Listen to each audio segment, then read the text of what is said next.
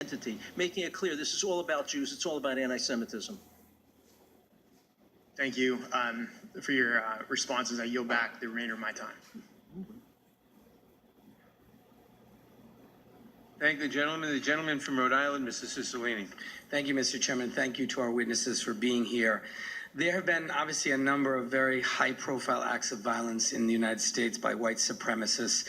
The Tree of Life Synagogue in Pittsburgh, the Unite the Right rally in Charlottesville, the Mother Emanuel Church in Charleston, and the Sikh Temple in Oak Creek, Wisconsin. And so I thank the chairman for convening this hearing and regret that there are some on this panel who have tried to hijack this hearing and desecrate the lives lost to the hate crimes and violence of white supremacists by attempting to use this as an opportunity to promote a political position or a political party. And I think that is despicable and deeply regrettable.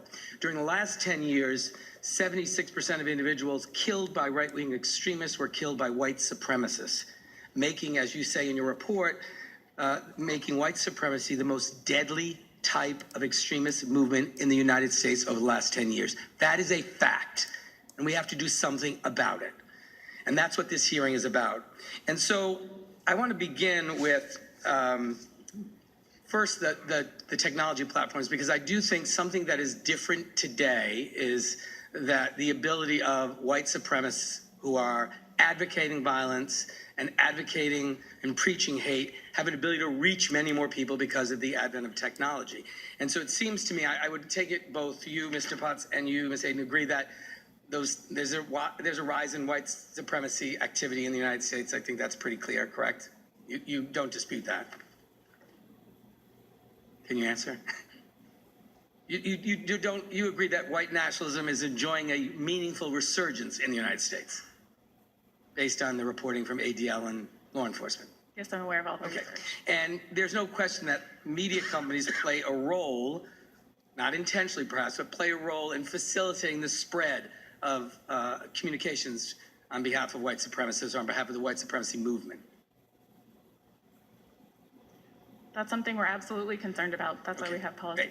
And you both Facebook and Google believe that you have a responsibility to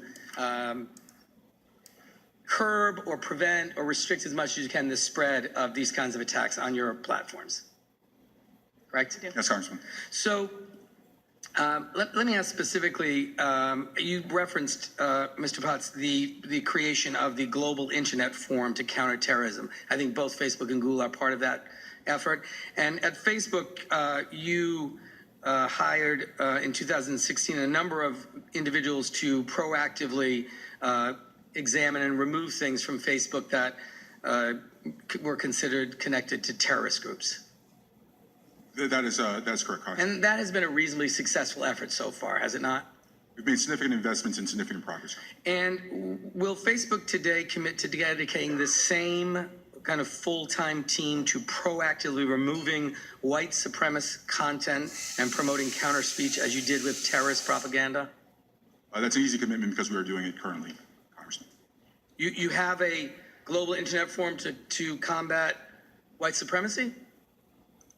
Congressman, we treat white supremacy and white hate organizations under our terrorist standard. So let me ask you about a particular case. Facebook announced on March 27th that it would ban white nationalist content from its platforms, acknowledging that white nationalism and separatism cannot be meaningfully separated from white supremacy and organized hate groups.